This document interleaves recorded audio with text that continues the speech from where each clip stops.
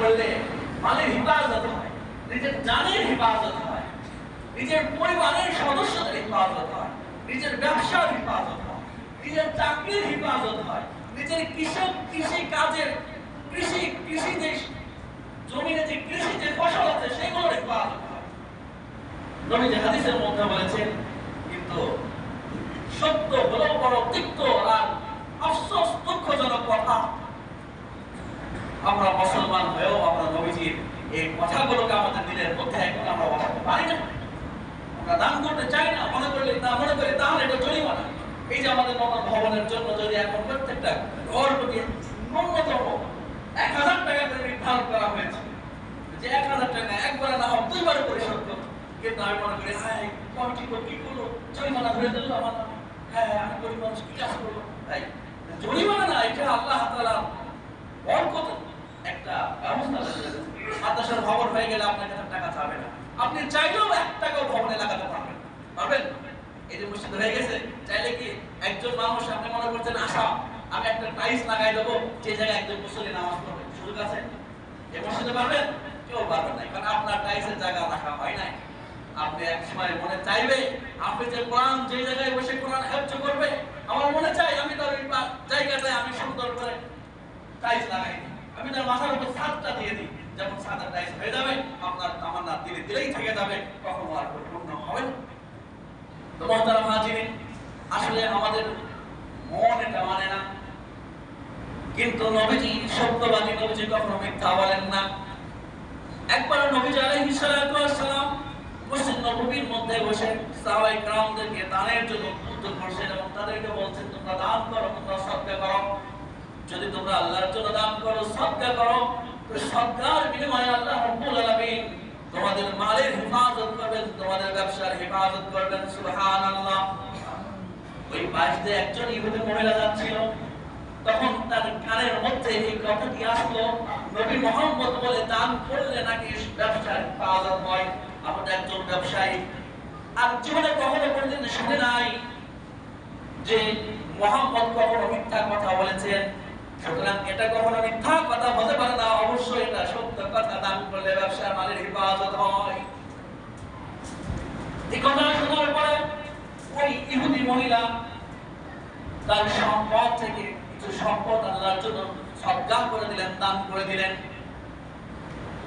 এর কিছুদিন পরে বিদেশ থেকে মদিনার দিকে একটি ব্যবসায়ী কাফেলা উট আসতেছে, মালামাল আসতেছে।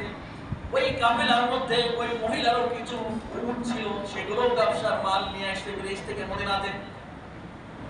ওই ব্যবসায়ী কাফেলা উটগুলো মদিনাতে পৌঁছানোর আগেই মদিনার মধ্যে খবর পৌঁছায় গেল যে বিদেশ থেকে যেই কাফেলা আসছিল, ব্যবসায়ী কাফেলা, সেই কাফেলাটা মাঝপথে ডাকাতরা লুণ্ঠন করে নিয়ে গিয়েছে।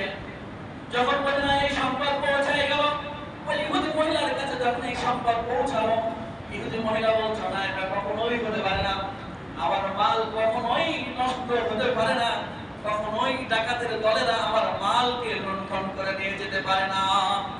কারণ নবী মুহাম্মদ বলেছেন, জীবনে কোনদিন সে মিথ্যা কথা বলে নাই।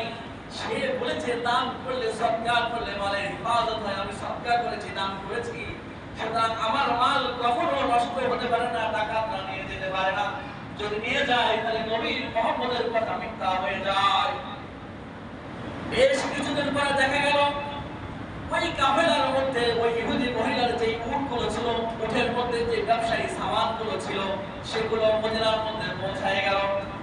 সকল মানুষ তো হয়রান হয়ে গেল, পরেশান হয়ে গেল, কি ব্যাপার, ওই কাফেলার সমস্ত উটগুলোর মালগুলো তো লুণ্ঠন করে নিয়ে গিয়েছে ডাকাতের দলেরা, তাহলে ইহুদি মহিলার মালগুলো কিভাবে মদিনাতে পৌঁছালো? যখন মদিনাতে পৌঁছায় গেল, ইহুদি মহিলা তার ম্যানেজারকে জিজ্ঞেস করছেন, আগে আরেক ব্যাপার কি বলতো, সমস্ত ব্যবসায়ীদের মাল তো ডাকাতেরা ডাকাতি করে নিয়ে গিয়েছে, আমার মালগুলো কেন ডাকাতি হয় নাই? তখন ম্যানেজার বলে, আপনারা ঠিক শুনেছেন, সমস্ত মাল তো ডাকাতেরা ডাকাতি করেছে, কিন্তু যে স্থানে ডাকাতি হয়েছে সেই স্থানে পৌঁছানোর অনেক কিছু পথ আগেই আমাদের যে উটগুলো ছিল, ওই উটের যে প্রথম উটটা ছিল, সেই উটটা উটটা পায়ে ব্যথা পেয়ে বসে যায়। আর উটের একটা নিয়ম হলো উট প্রথম যে উটটা যেদিকে যায় বাকি উটগুলো সেদিকে চলে যায়। প্রথম উট যদি বসে যায় বাকি উটগুলো কিন্তু বসে যায়। তো আমাদের ওই স্থান ডাকাতি হওয়ার স্থানে আমাদের উটগুলো পৌঁছানোর আগে আমাদের সামনের ভাগে যে উটটা ছিল সে উটটা পায়ে ব্যথা পেয়ে জমিনের মধ্যে বসে গেল। এই কারণে সমস্ত উটগুলো সেখানে বসে যায়। আমরা আনার চেষ্টা করেও আমরা উটগুলো আর উঠাতে পারি নাই। কিছুক্ষণ পরে যখন আমরা আসলাম ওই জায়গায় স্থানে আসলাম, তখন আমরা জানতে পারলাম যে এই জায়গায় মালগুলো ডাকাতি হয়ে গিয়েছে। আল্লাহ তাআলা আমাদের মালগুলোকে আল্লাহ তাআলা উঠে এই পায়ের আঘাতের কারণে হেফাজত করেছে। তখন ইহুদি মহিলা বলে, আরে না, উঠে পায়ে ব্যথা পাই নাই, বরং মুহাম্মদের আল্লাহ উঠের পায়ে আঘাত দিয়ে উঠকে বসায় দিয়েছে। সুবহানাল্লাহ, উঠকে বসায় দিয়েছে, কারণ আমি নাম করেছি